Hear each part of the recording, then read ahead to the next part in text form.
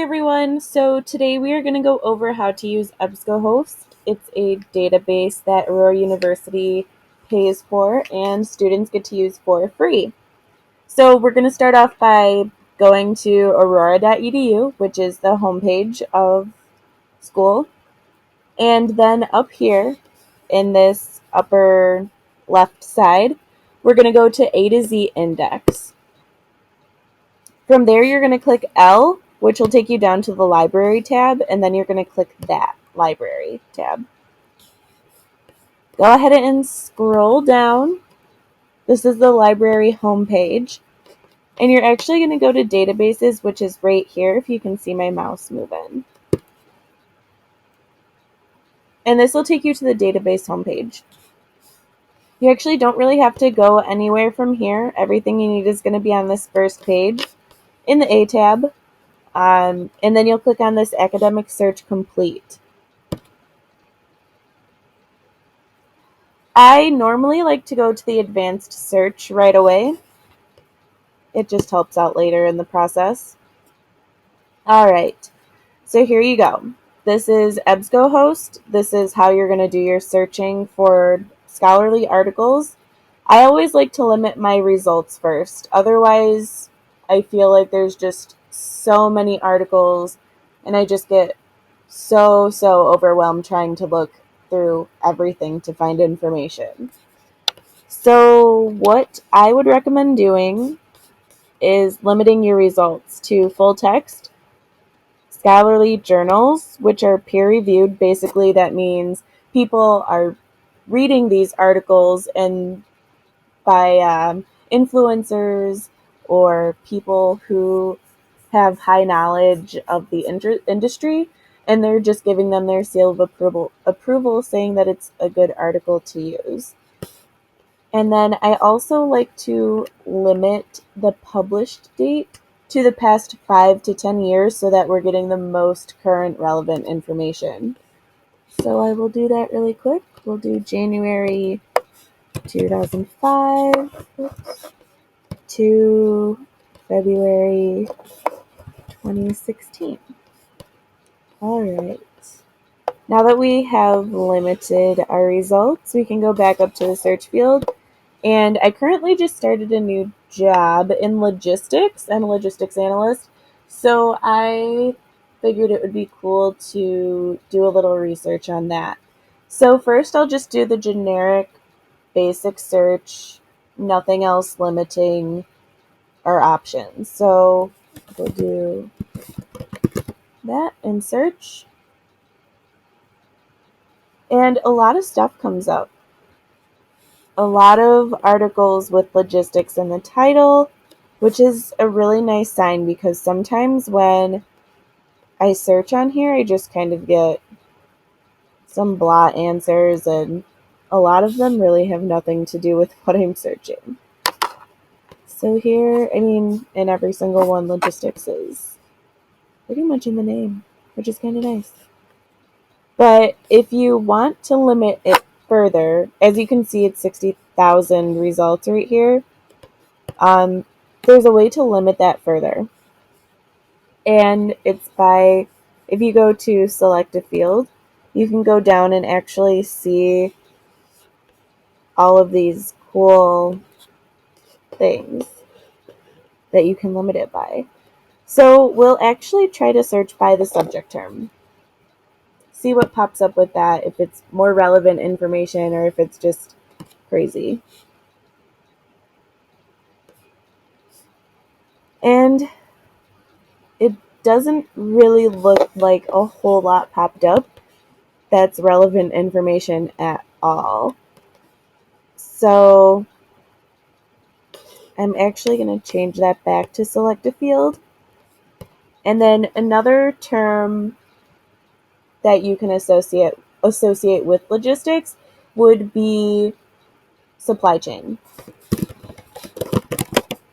So we can actually kind of limit this a little bit more in our search. So let's search that and see what comes up. And actually we'll change logistics back to subject terms just so we can see if supply chain helps narrow it down a little bit. and it definitely looks like it did.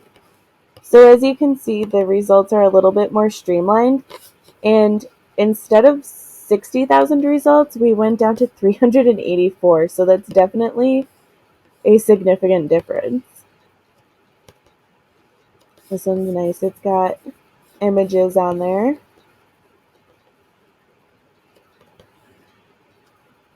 Yeah, these are definitely better results than the other one. And if we want to limit that more, we can also make this a subject term. We'll search that. And now we're down to 226 articles. So let's just click on an article, check it out. Cool. PDF full text, awesome. If you come over here to the right side, there's actually this super cool little tool over here called Cite. And if you go into that, then it gives you your citation for whatever type of paper you're trying to write. I use APA a lot in college, definitely in my undergrad, and it's right here. All I have to do is highlight it, copy, paste into my Word doc, and we're good to go. So now we'll take a look at the article. So here we are in the article. It's called Supply Chains, Logistics, and Global Economics. Definitely pretty much hit our search terms right on the button. So if you're looking at it, it looks very professional. Definitely looks like something that was posted in a magazine, which I'm assuming it was. And I'm not going to read it all right now, but it definitely looks like something I would be interested in reading. So if you actually keep scrolling down, you will get to the references.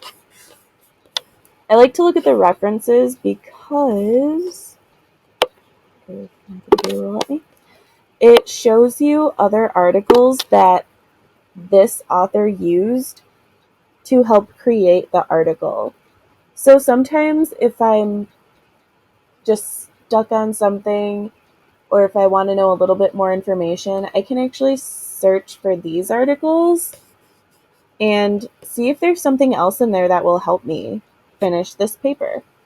So, I mean, it's just, there's a lot of information in here, and you can get a lot of really good knowledge from this, especially if you know what you're searching for. And again, you're definitely, we can go back to the result list, you're definitely going to want to limit what you're searching because it will help immensely to get a more streamlined result. But that's pretty much all of Ebsco hosts that we're really going to get into today. There was one more feature of the AU library that I did want to show you guys, and I actually pulled it up already. And how you get there, instead of, so this is basically like the home page, but next to Phillips Library, you're going to go to search by subject, and then you'll go to all subjects. And actually right over here, this is super cool. It saved me in so many of my classes. It's this APA template. So you can download it, and then all you have to do, it's great.